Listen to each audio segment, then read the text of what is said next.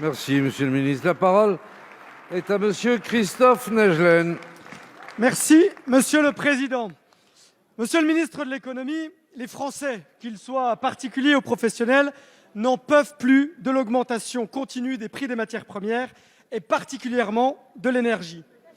Dans les Vosges, ce lundi matin, le litre de gasoil atteint plus d'1,70 € à la station du premier revendeur français, arrivant au niveau d'avant le mouvement des Gilets jaunes. Et malheureusement, ce n'est pas le chèque de 100 € qui réglera ce problème. Concernant l'électricité, et M. Minot, j'avais voté contre, mais je vous remercie de faire la remarque.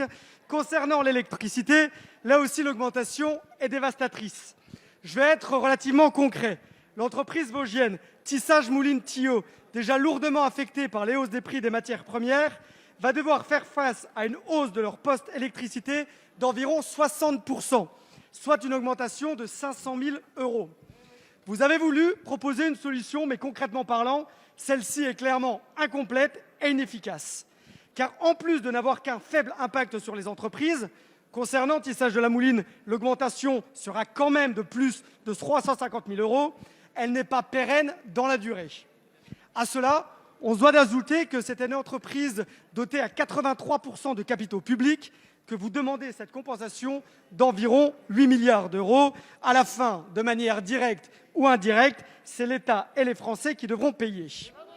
Notre groupe a demandé à maintes reprises la réduction de la fiscalité sur l'énergie et le lancement d'un nouveau programme de construction de réacteurs nucléaires sur la base des scénarios du RTE afin de maintenir notre mix électrique. Électricité, essence et même le gaz, je ne parle pas des autres matières premières. Monsieur le ministre, que comptez-vous mettre en place concrètement, mais surtout efficacement, pour redonner du pouvoir d'achat aux Françaises et aux Français et permettre à nos entreprises de continuer à travailler sereinement sans avoir cette menace impactante sur les emplois et leur survie. Merci, Monsieur le député. La parole est à Madame Barbara